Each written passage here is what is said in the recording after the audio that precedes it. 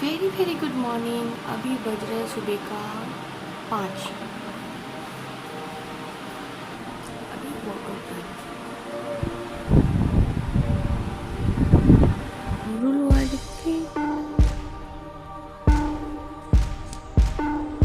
नीचे पड़ा हुआ है थोड़ा सा, और ऊपर में है कितना सारा जामरूल।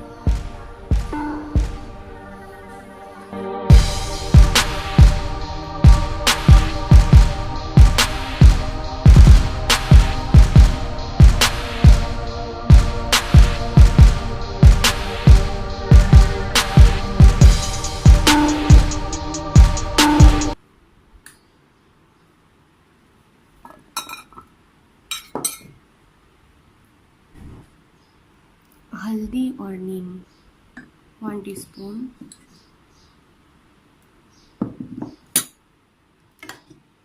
और ये हनी, घर का मतलब बगल में ही हुआ था ये वाला।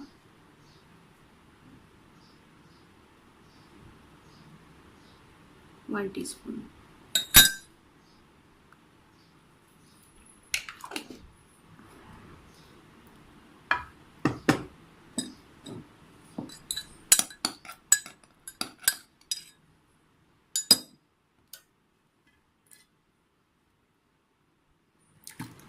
One teaspoon water.